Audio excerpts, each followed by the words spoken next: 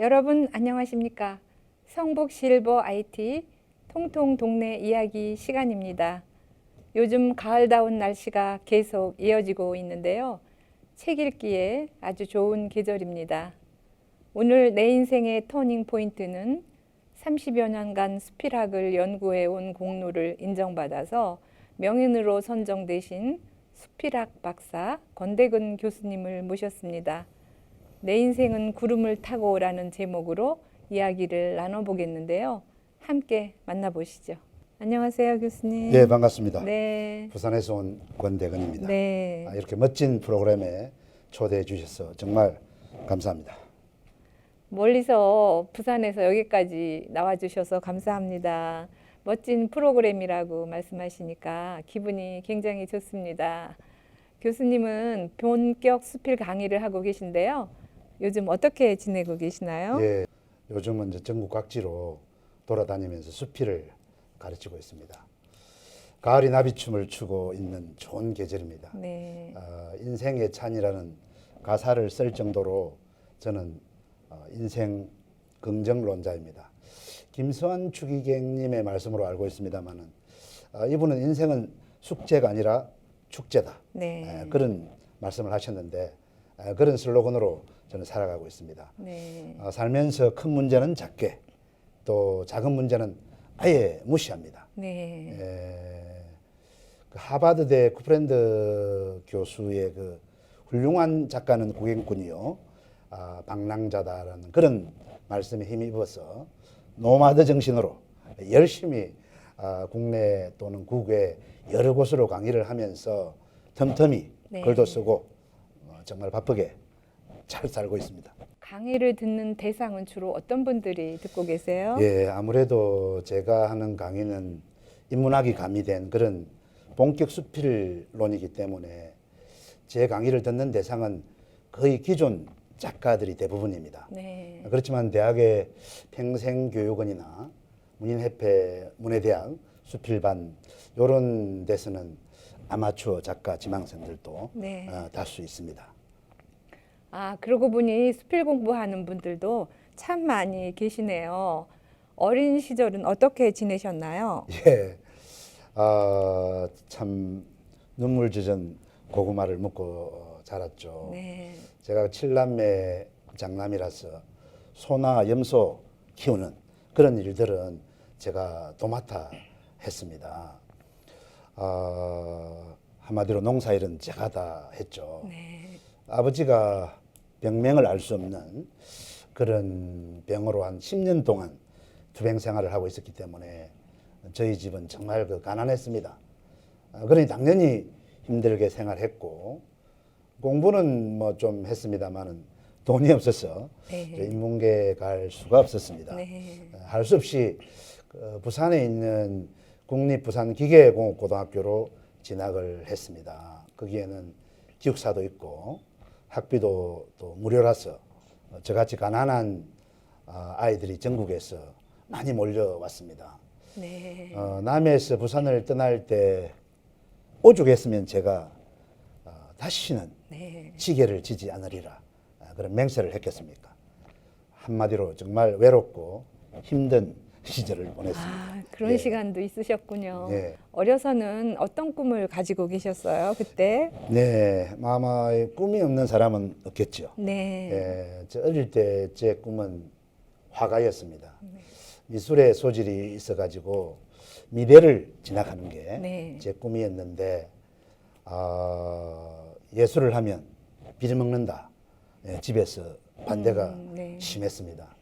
결국은 이제 화가의 꿈을 접고 조국 근대화의 기수가 되기로 했습니다만은 적성에 맞지 않았습니다. 네. 예, 꿈의 좌절과 적성에 맞지 않는 것이 결국 저를 오늘날 네. 문학의 길로 이끌었습니다. 그러셨군요. 수필학 명인으로 선정되셨을 때 기분이 참 좋으셨을 것 같은데 어떠셨어요? 예, 처음부터 제가 뭐 맹인이 된다고는 생각도 안 했고요. 네. 또 뭐 맹인 제도가 있는 줄도 저는 잘 몰랐습니다. 네. 그런데 어느 날 명인 한 분이 우리 대학의 특임 교수 위촉장을 받으러 오셨더라고요. 근데 그 보니까 그 대한맹인 배지를 네. 달고 있었습니다. 궁금해서 제가 물어봤죠. 어떻게 하면 맹인이 되는 것이냐 하니까 한 분야에 20년 이상 몰두한 사람이면 네. 맹인이 될 수 있다고 해서 제가 당장 인준 준비를 했습니다. 그때 당시 그 문효치 문희비 네, 사장님 네. 추천을 받아가지고 대한민국 수필학 맹인으로 이렇게 등극을 했습니다. 네. 그 내 인생은 구름을 타고라는 것은 어떤 의미가 있나요? 예, 사실 이 문구는 그 아버지의 그 네. 자서전적 그 소설 제목입니다. 네. 그렇다고 아버지가 뭐 소설가는 아니고 그 예전에 아버지가 한 10년간 투병 생활을 하면서 편지지에다가 자전적 소설을 썼습니다. 네. 아마 그때 읽은 이 원고가 문학이 주는 촉촉한 그런 감동으로 이어졌고 제 가슴에 문학의 씨가 되었던 게 아닌가 그런 생각을 해봅니다. 굳이 뭐 여기에 의미를 둔다면 네. 이 내 인생의 구름을 타고라는 그 말은 문학의 시원이고 네. 바라지라고 할 수 있겠습니다. 네. 또 팍팍했던 제 인생을 상징하는 네. 그런 말이기도 합니다. 그러시군요. 어쩌면 아버님의 자전 소설이 문학의 시가 되신 것 같습니다. 수만 그 수필은 사기다라는 책을 내셨는데요. 예. 내용이 참 궁금합니다. 무슨 말씀인지 제가 이해가 안 되어서요. 예. 이 수필은 사기다라는 이런 명제로 좀 제가 히트를 좀 쳤습니다. 네. 사기라고 하는 이런 것은 사실 남을 속인다는 그런 의미인데 네. 제가 말하는 그 사기는 남을 속인다는 그런 말이 아니고 네 가지를 네. 기피한다. 네. 이런 뜻입니다. 네. 먼저 보고 네. 남보다 깊이 보고 네. 또 남이 드러내지 못하는 그런 방식으로 표현한다는 네. 그런 점을 드라마틱하게 묘사한 것입니다.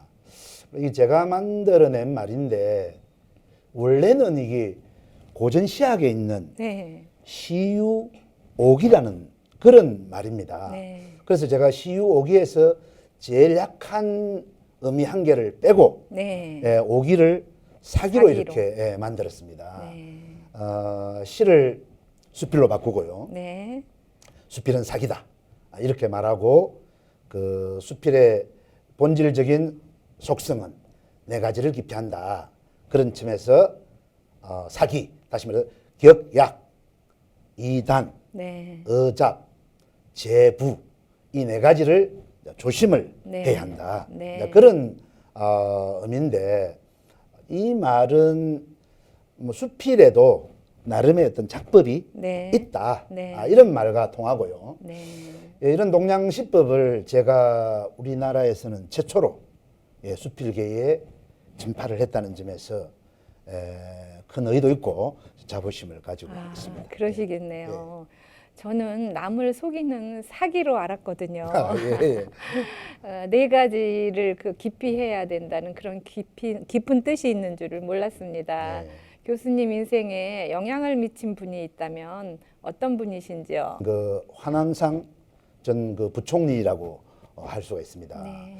이분은 우리나라에서 통일부총리, 교육부총리를 각각 지낸 우리나라 원로 사학자이십니다. 네, 그렇죠. 이분의 저서를 읽기 전만 해도 저는 아주 보수적이었습니다. 네. 제가 진보적인 그런 사상으로 갈아탈 수 있게 된 것은 이분의 어떤 그 저서 중에 네. 사회학 관련 그런 책들을 많이 읽은 덕분입니다.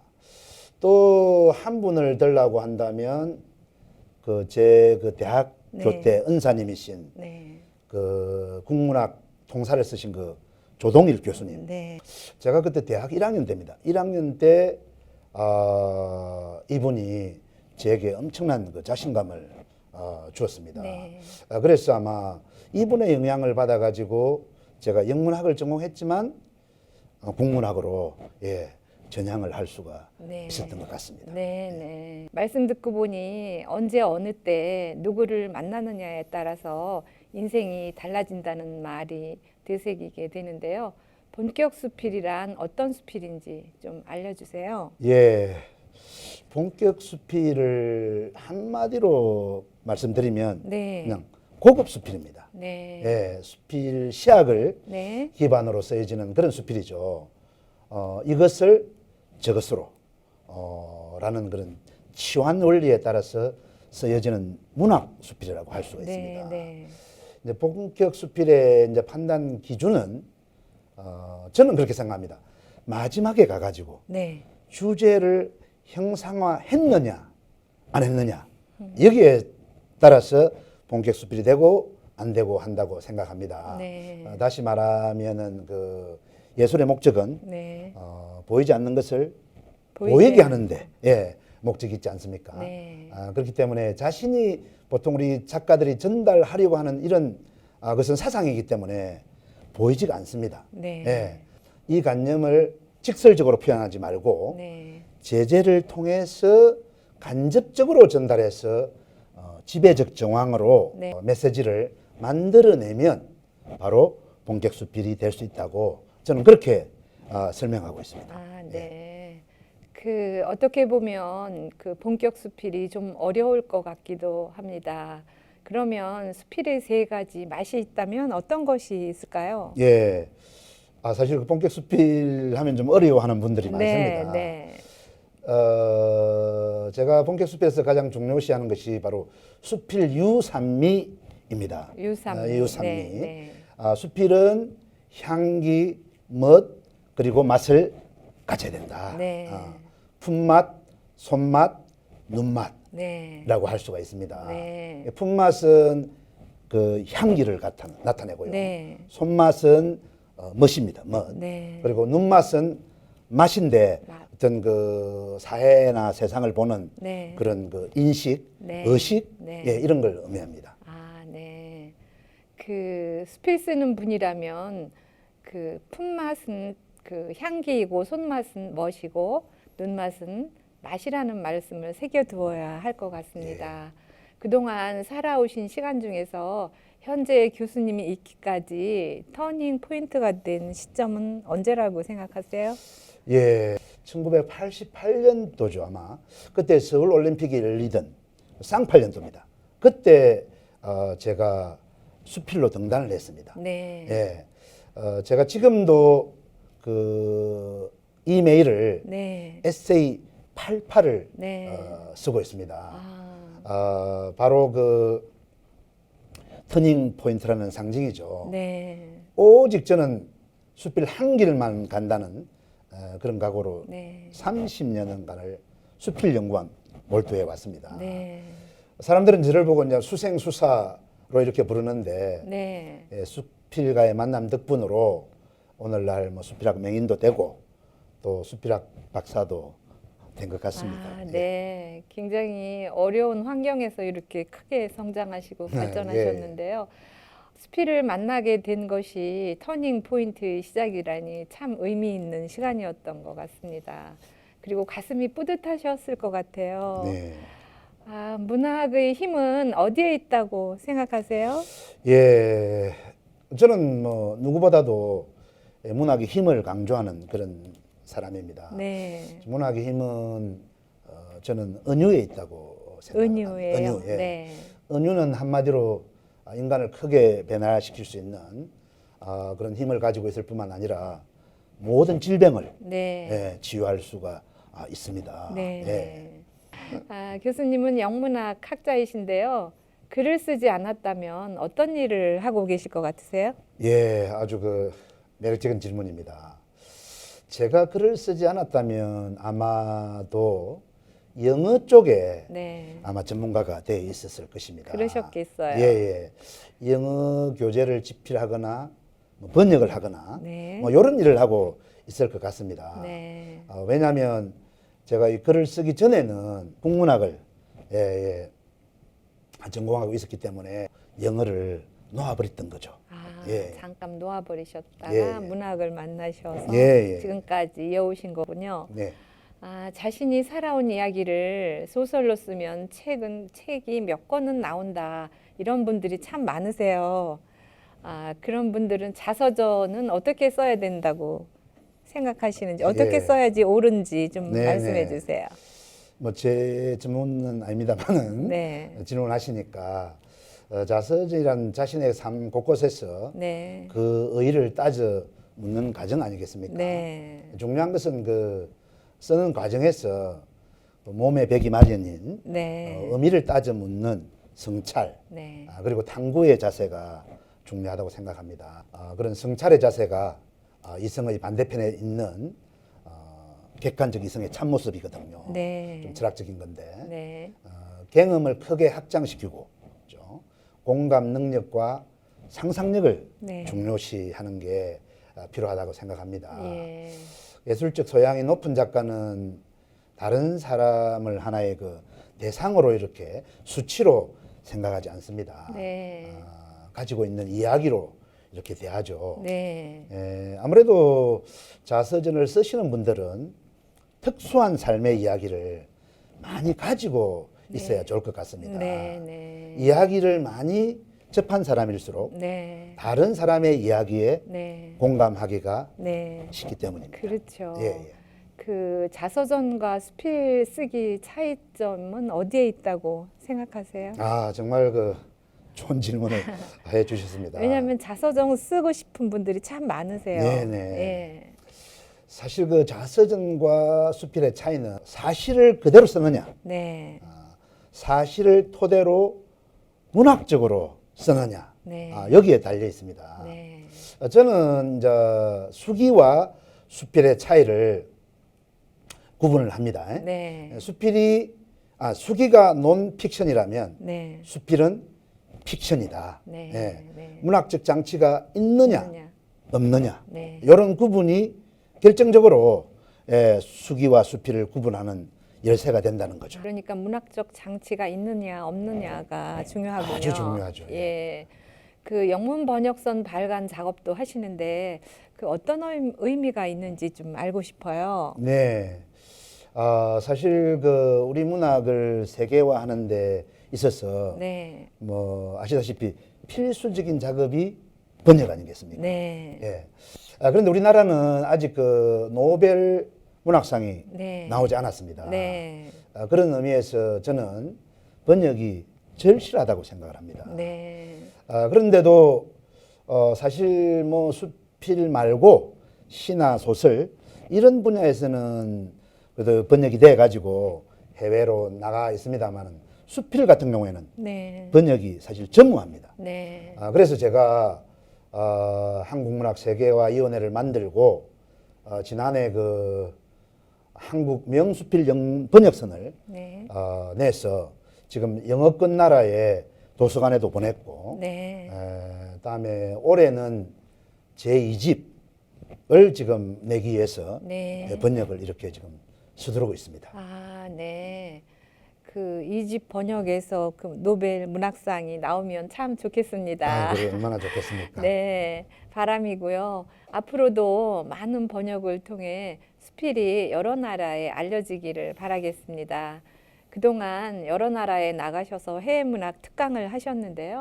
해외에 나가서 특강을 한 것은 그 중국의 그 연변대학에 가서 수필 특강을 했습니다. 그걸 시작으로 해서 요즘 미국, 네. 캐나다, 네. 영국, 최근에는 그 인도네시아에 가가지고 우리 그 수필의 외연을 제가 확대해 가고 있습니다. 우리나라 문학을 여러 나라에 전파해 주시기 바랍니다. 교수님 그 양력을 쓸 때 꼭 경남 남해 출신이다라는 거를 꼭 넣으시는데요. 특별한 이유가 있습니까? 예, 남해에서 태어난 것을 자랑스럽게 생각합니다.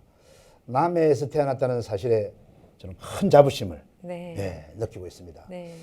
섬이라서 남해 사람들은 생활력도 강하고 네. 집념이 다른 지역 사람들보다도 강하기 때문입니다. 네. 그리고 남해는 잘 아시는지 모르겠습니다만 유배지였습니다. 네, 그렇죠. 그렇기 때문에 남해인의 그 가슴 속에는 네. 저항 정신이 네. 흐른다는 데 대해서 네. 남다른 자부심을 가지고 있습니다. 아, 예. 참 대단하십니다. 네. 오늘은 그 귀한 문학 강의를 듣는 알찬 시간이었던 것 같습니다. 교수님 이야기를 듣다가 보니까 어느새 마칠 시간이 되었습니다. 끝으로 요즘 젊은이들에게 그 희망찬 메시지 한 말씀 부탁드립니다. 예, 그 청소년 여러분께 한 말씀 드리겠습니다. 여러분의 미래는 밝을 것입니다. 꿈은 꼭 이루어집니다. 소년이여 야망을 가져라. Boys be ambitious. 이 말을 여러분에게 꼭 던져드리고 싶습니다. 네, 희망찬 메시지 감사합니다. 오늘 내 인생의 터닝 포인트는 어려운 시절을 극복하고 문학 박사가 된 권대근 교수님이 내 인생은 구름을 타고라는 제목으로 이야기를 나눠보았습니다. 알찬 문학 강의 시간이었던 것 같습니다. 독서하기 좋은 계절입니다. 책은 절대로 배반하지 않는다 라고 말한 헤르만 헤세의 말이 생각납니다. 좋은 책 많이 읽으시고 되든 안 되든 글 한 편 써보는 것도 멋진 가을맞이가 될 것 같습니다. 오늘 준비한 순서의 내용은 여기까지입니다. 행복하고 넉넉한 시간 되시기 바랍니다. 이상으로 성북실버 IT 통통동네 이야기 시간을 마칩니다. 지금까지 진행의 김자인이었습니다. 함께 해주신 여러분 고맙습니다. 수고하셨습니다. 감사합니다.